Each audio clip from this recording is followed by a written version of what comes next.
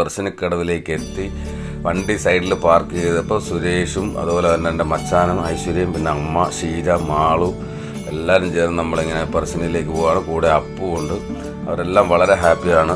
നമ്മൾ പെർശിനിയിലേക്ക് പോകുമ്പോൾ തന്നെ ആദ്യം ഈ കുറേ പടവുകൾ ഇങ്ങനെ ഇറങ്ങിപ്പോകണം. കുത്തനെയുള്ള പടവുകളാണ്. വലിയ പാടുപെട്ട അമ്മയും ഷീജയും ഒക്കെ ഇറങ്ങി വന്നത്. കാരണം സാരി കൊടുത്തു കഴിഞ്ഞാൽ ഭയങ്കര ബുദ്ധിമുട്ടാണ്. അങ്ങനെ പോകുന്ന വഴിക്ക് ഒരു ചെറിയ അമ്പലം കാണാം. ചേമത്ത് ഭഗവതി ക്ഷേത്രമാണ്. പിന്നെ ഈ രണ്ട് സൈഡിലും ഇതിൽ ഏറ്റവും വലിയ ഹൈലൈറ്റ് എന്ന് പറയുന്നത് നമ്മൾ പെർശിനിക്കടവിലേക്ക് പോകുമ്പോൾ രണ്ട് വശങ്ങളിലും നിറയെ കടകളാണ്. കടകൾ മാത്രമേ ഉള്ളൂ. എല്ലാം കംപ്ലീറ്റ് മുത്തപ്പൻ്റെ കീ ചെയിനുകൾ, പിന്നെ അല്ലാതെ കുട്ടികളുടെ കളിപ്പാട്ടങ്ങൾ, മറ്റു കാര്യങ്ങളും ഒക്കെ, മാല വള എന്ന് വേണ്ട മുഴുവൻ ഐറ്റംസ്. അതേപോലെ സ്വീറ്റ്സ് കടകൾ ഇഷ്ടം പോലെ ഉണ്ട്. പെർശിനിയിൽ വന്നിട്ടുള്ളവർക്ക് അറിയാൻ കഴിയുന്നതാണ്.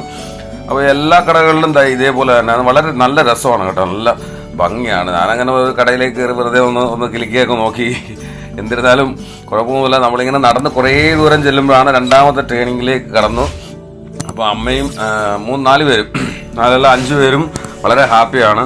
അപ്പോൾ വീഡിയോ എടുക്കുന്നുണ്ട്. ഞാൻ കുറച്ച് ബാക്കിൽ നിന്നാണ് വീഡിയോ എടുക്കുന്നത്. എന്നിരുന്നാലും കുഴപ്പമൊന്നുമില്ല. കുറച്ച് ദൂരം കൂടെ നടക്കുമ്പോഴത്തേക്കാണ് നമ്മൾ അതിൻ്റെ പ്രവേശന കവാടത്തിലേക്ക് എത്തുക. കുറച്ച് കടകൾ ഇവിടെ സൈഡിലൊക്കെ അടഞ്ഞു കിടപ്പുണ്ട്. എന്താ കാരണമെന്നറിയില്ല.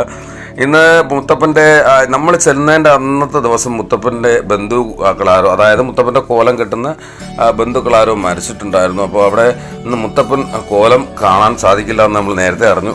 എന്നിരുന്നാലും വല്ലപ്പോഴും കൂടിയല്ലേ ഈ മുത്തപ്പൻ ക്ഷേത്രത്തിലേക്ക് വരത്തുള്ളൂ. അപ്പോൾ നമ്മൾ പ്രവേശന കവാടത്തിലേക്ക് എത്തിയിരിക്കുകയാണ്. ഇവിടുന്ന് നേരെ നമ്മൾ ചെന്ന് കയറുമ്പം തന്നെ കാണാൻ സാധിക്കുന്നതെന്ന് പറഞ്ഞു കഴിഞ്ഞാൽ മുത്തപ്പൻ്റെ പ്രസാദത്തിൻ്റെ കൗണ്ടറാണ്. അതായത് വൻപയർ പുഴുങ്ങിയതും തേങ്ങാപ്പൂളും കൂടെയാണ് ഇവിടെ കിട്ടുന്നത്. എനി ടൈം രാവിലെ മുതൽ പ്രഭാതം മുതൽ പ്രദോഷം വരെയാണ് ഇവിടെ. എത്ര പേര് വന്നാലും ചായയും അതേപോലെ തന്നെ മുത്തപ്പൻ്റെ പ്രസാദം വൻപയർ പുഴുങ്ങിയതും തേങ്ങാപ്പൂളും കൂടെ ചേർന്നാണ് നമ്മളോട് കൊടുക്കുന്നത്. എത്ര പേര്, സ്ത്രീകൾക്കും പുരുഷന്മാർക്കും സെപ്പറേറ്റ് ലൈനാണ്. ഭാര്യ ഭർത്താവ് എന്നൊക്കെ പറഞ്ഞാലും കാര്യമൊന്നുമില്ല. ഇവിടെ സ്ത്രീകൾ സെപ്പറേറ്റ് വരിയിലും അതേപോലെ തന്നെ പുരുഷന്മാർ വേറെ വരിയിലും തന്നെ ഇരിക്കണം. അതാണ് ഇവിടുത്തെ ഒരു അജണ്ട.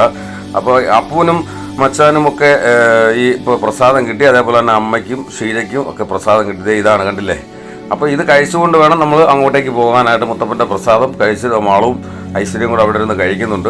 പിന്നെ തൊട്ടപ്പുറത്തായിട്ട് ആ ട്രോളിയിലാണ് ചായ കൊണ്ടുവരുന്നത്. കണ്ടില്ലേ, എത്ര ഗ്ലാസ് നേരത്തെ അടുക്കി വെച്ചൊരു ചേട്ടൻ ട്രോളി ഇങ്ങനെ തള്ളിക്കൊണ്ട് വരുമ്പോൾ നമുക്ക് ഇഷ്ടമുള്ള എടുക്കുക. അതുകൊണ്ട് ചെറുപയർ റെഡിയാക്കാനായിട്ട് ഇല കീറുന്ന ആ സഹോദരന്മാരാണ്.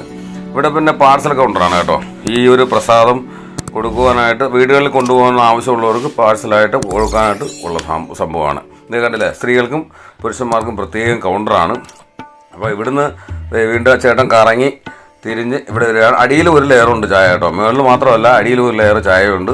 അപ്പോൾ ചായ എല്ലാവരും എടുത്ത് കുടിച്ച്, ഞാൻ ഉൾപ്പെടെ ചായ കുടിച്ച്, കണ്ടില്ലേ, ചായ എടുത്ത് കുടിച്ച് കഴിഞ്ഞിട്ട് അപ്പോൾ ആ ചേട്ടൻ ഇങ്ങനെ പോവുകയാണ്. മാളുവിനും ആടെ പയറും അതേപോലെ തന്നെ തേങ്ങാപ്പൂളും ഒക്കെ കിട്ടി.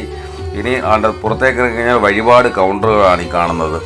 ചോറൂണിന് സെപ്പറേറ്റ് സ്ഥലമുണ്ട്. അതിൻ്റെ സമയം എഴുതി വെച്ചിട്ടുണ്ട്. എനിക്ക് ഇവിടെ നിന്നാണ് ചോറ് നൽകിയത് അച്ഛൻ ചെറുപ്പത്തിൽ ആദ്യമായിട്ട് തന്നെ. അപ്പോൾ ഷീത ഇങ്ങനെ പറഞ്ഞു, ഷൈജോനം മാത്രം ഇങ്ങനെ നടന്നാൽ അങ്ങനെ, ഷൈജോൻ്റെ ഫേസും കൂടെ അതിനകത്ത് വരണ്ടേന്ന് കരുതി സെൽഫി ആയിട്ട് കുറച്ച് വീഡിയോ എടുത്തിട്ടുണ്ട് കേട്ടോ. അപ്പോൾ ഇതാണ് അകത്തേക്ക് കയറുമ്പോൾ തന്നെ നമുക്കിവിടെ കാണാൻ പറ്റും.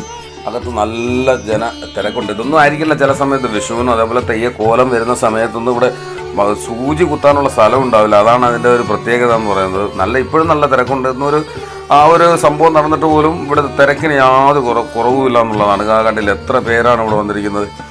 ഒരുപാട് പേര്. ഇവിടെ വളപട്ടണം പുഴയിൽ നമ്മൾ കാല് കഴുകിയിട്ട് വേണം അകത്തേക്ക് പ്രവേശിക്കാനായിട്ട്. അപ്പോൾ ഇതാണ് അമ്പലത്തിൻ്റെ ഫ്രണ്ട് സൈഡിൽ നിന്നുള്ളൊരു വ്യൂ ആയി കാണുന്നത്. ഊട്ടുപുര തൊട്ടടുത്ത് തന്നെയുണ്ട് അന്നദാന പന്തൽ. അത് മുകളിലത്തെ നിലയാണ് അന്നദാനം. പിന്നെ നമുക്ക് ഇതിനകത്തേക്ക് കൊണ്ടുപോകാനുള്ള പ്രവേശന അനുമതിയില്ല കേട്ടോ. അമ്മയും ഷീജയും ഒക്കെ കാലൊക്കെ കഴുകിയിട്ട് വന്നു. ഇവിടം വരെ മാത്രമേ ഉള്ളൂ ക്യാമറയുടെ ആ ഒരു പ്രവർത്തനം. അത് കഴിഞ്ഞാൽ പിന്നെ ക്യാമറ ഉള്ളിലേക്ക് കയറ്റി വിടില്ല. അപ്പോൾ അകത്തേക്കുള്ള വിശേഷങ്ങൾ നേരിട്ട് തന്നെ നിങ്ങൾ വന്ന് കാണണം കേട്ടോ. അത് കഴിഞ്ഞിട്ട് നമ്മളെല്ലാം പുറത്തേക്ക് ഇറങ്ങി കഴിഞ്ഞിട്ട് ഇവിടെ കുറച്ച് സൈഡിലായിട്ട് ആ ആറിൻ്റെ തീരത്തായിട്ട് സെൽഫിയൊക്കെ എടുക്കാനുള്ള സൗകര്യമുണ്ട്. അപ്പോൾ ഷീജ ഭയങ്കര എൻജോയ്മെൻറ്റിലാണ്. ഷീജ ഇങ്ങനെ ഫോട്ടോ എടുക്കണം, ഷൈജോന ഫോട്ടോയൊക്കെ എടുക്കണമെന്നിങ്ങനെ പറഞ്ഞ അപ്പവും ആ അമ്പലത്തിൻ്റെയൊക്കെ ഫോട്ടോ ഇങ്ങനെ എടുത്തുകൊണ്ടിരിക്കുകയാണ്. അങ്ങനെ നമ്മളും എല്ലാവരെയും അമ്മയും മാളവിനെയൊക്കെ നിർത്തിയിട്ട് ഫോട്ടോ എടുത്ത് കഴിഞ്ഞിട്ട് നേരെ നമുക്കിപ്പോൾ ഷീജ പറഞ്ഞു നമുക്ക് ബോട്ടിൽ കയറിയിട്ടില്ല ഇതുവരെയായിട്ട്. അപ്പോൾ ബോട്ടിൽ നമുക്കൊന്ന് കയറാമെന്ന് പറഞ്ഞു. അങ്ങനെ ബോട്ടിലേക്ക് കയറാനായിട്ട് പോകുന്ന വഴിയാണ് ഈ കാണുന്നത്. സൈഡിലായിട്ടൊക്കെ ഒട്ടനേകം തന്നെ ബോട്ടുകൾ ഇങ്ങനെ നിരത്തിയിട്ടുണ്ട്. ഹൗസ് ബോട്ട്, ഇതിനകത്തൊക്കെ ഒരു 10-100 പേരൊക്കെ യാത്ര ചെയ്യുന്ന ബോട്ടുകളാട്ടോ. ടിക്കറ്റ് നിരക്ക് ഒരാൾക്ക് വലിയ ബോട്ടിൽ 50 രൂപയാണ്.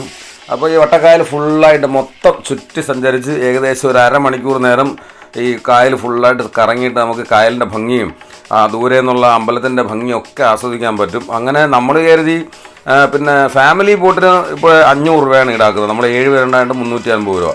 പ്രൈവസിയും ഉണ്ട്. അപ്പോൾ നമ്മളെന്തായാലും ഷീജയോട് ചോദിച്ചു, ഷീജ എന്താ വേണ്ടതെന്ന് ചോദിച്ചാൽ പറഞ്ഞു എന്താ പിന്നെ പ്രൈവസി ആയിട്ട് നമുക്ക് സ്വന്തമായിട്ട് തന്നെ ഒരു ബോട്ട് വാങ്ങിക്കളയെന്ന് പറഞ്ഞു. അങ്ങനെ ഒരു ബോട്ട് നമ്മൾ ഫാമിലി ബോട്ട് വാങ്ങിയതല്ല, ഫാമിലി ബോട്ട് വാടകയ്ക്കായിട്ട് എടുത്തു. അതിലൊരു മറ്റേ സ്രാങ്ക് ഇപ്പോൾ കയറി വരും. നമ്മളെല്ലാവരും ബോട്ടിലേക്ക് കയറി ഇരുന്ന് ഇനി ലൈഫ് ജാക്കറ്റ് ഇട്ടാലേ ഇവിടുന്ന് അവർ പോകാനായിട്ട് അനുവദിക്കത്തുള്ളൂ കേട്ടോ, എങ്കിൽ മാത്രമേ ബോട്ട് ഇവിടുന്ന് പുറപ്പെടൂ. അങ്ങനെ ബോട്ട് പുറപ്പെടുന്നതിന് മുമ്പ് എല്ലാവരും ലൈഫ് ജാക്കറ്റൊക്കെ അണിഞ്ഞു. തൊട്ടടുത്തോടെ തന്നെ വലിയൊരു ബോട്ട് പോകുന്നുണ്ടില്ലേ. അപ്പോൾ എല്ലാവരും ലൈഫ് ജാക്കറ്റൊക്കെ ഇട്ട് എൻജോയ് ആയി സ്രാങ്ക് കയറി ബോട്ട് ഓണാക്കി എൻജിൻ ഓണാക്കി ഇങ്ങനെ പോയിക്കൊണ്ടിരിക്കുകയാണ്. നല്ല ഒരു അറ്റ്മോസ്ഫിയറാണ്. ഇവിടെ വന്നു കഴിഞ്ഞാൽ മാത്രമേ അറിയൂ. അമ്മയും വളരെ ഹാപ്പിയാണ്, കണ്ടില്ലേ, ഈ ലൈഫ് ജാക്കറ്റൊക്കെ ഇട്ട് ഇങ്ങനെ ഇരിക്കുക. പിന്നെ ഇവിടുന്ന് നമുക്ക് വട്ടക്കായലിൻ്റെ നടുക്കൊക്കെ എത്തിക്കഴിഞ്ഞാൽ നല്ല ഭംഗിയായിട്ട് വീഡിയോ ഒക്കെ എടുക്കാൻ പറ്റും. വീഡിയോ മാത്രമല്ല ഫോട്ടോസ്, അതിൻ്റെയൊക്കെ ഫോട്ടോസ് എൻ്റെ വാട്സപ്പ് സ്റ്റാറ്റസിലൊക്കെ ഇട്ടിട്ടുണ്ടായിരുന്നു. എല്ലാവരും നല്ല സപ്പോർട്ടാണ് തന്നത്. പിന്നെ എൻ്റെ സൈഡിലൂടെ ഈ പാലം ക്രോസ് ചെയ്താണ് നമ്മൾ സാധാരണയായിട്ട് വരുന്നത്. പാലം ക്രോസ് ചെയ്ത് വർഷക്കടവിലേക്ക് എത്തുന്നത്. അപ്പോൾ എല്ലാവരും കൊണ്ട് സെൽഫി എടുക്കാനായിട്ട് മച്ചാനും ഷീജയൊക്കെ കൈ കാണിക്കുന്നുണ്ടല്ലേ. ഇപ്പോൾ ഏകദേശം കായലിൻ്റെ നടുവിലേക്ക് എത്തുന്ന സമയമാണ്.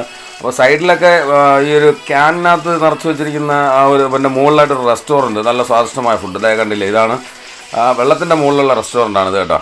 അതിനകത്തൊക്കെ കയറിയിരുന്ന് ഫുഡ് കഴിക്കണം, നല്ല ഒരു പ്രത്യേക ഫീലായിരിക്കും. അപ്പോൾ അങ്ങനെ പാലം ക്രോസ് ചെയ്ത് നമ്മളിങ്ങനെ പോകാനുള്ള പണിയാണ്. അപ്പോൾ പാലത്തിൻ്റെ അടിയിലൂടെ യാത്ര. ഇതിനകത്ത് ഈ ഹൗസ് ബോട്ടിനകത്ത് നല്ല അടിപൊളിയായിട്ടുള്ള മ്യൂസിക്കൊക്കെ ഉണ്ട് കേട്ടോ. ബ്ലൂടൂത്ത് സ്പീക്കറൊക്കെ കണക്ട് ചെയ്തുകൊണ്ട് നമുക്ക് എൻജോയ് ചെയ്ത് തന്നെ ഡാൻസ് കളിക്കാൻ, കൊച്ചുകുട്ടികളൊക്കെ ഉണ്ടെങ്കിൽ ഡാൻസ് കളിച്ച് തന്നെ പോകാം. പിന്നെ അവിടെ സ്രാങ്ക് ഇങ്ങനെ പറയും, കാരണം വെയിറ്റ് ബാലൻസ് ചെയ്ത് ഇതിനകത്ത് ഇരിക്കാൻ അനുവദിക്കത്തുള്ളൂ. അവിടെ വൺ സൈഡിലേക്ക് മാത്രം ആളുകളെ ഇരുത്തില്ല, ഈക്വലായിട്ടുള്ള വെയിറ്റ് അനുസരിച്ചാണ് ഓരോരുത്തരെ സീറ്റിൽ ഇരുത്തുന്നത്. പിന്നെ ഒരാൾക്ക് നടുക്ക് കയറിയിരുന്ന് ചെയ്യാം, അതേപോലെ തന്നെ നടന്നു നിന്ന് വീഡിയോ എടുക്കാം. അങ്ങനെയാണ് ഞാൻ ഈ വീഡിയോ ഒക്കെ എടുത്തത്.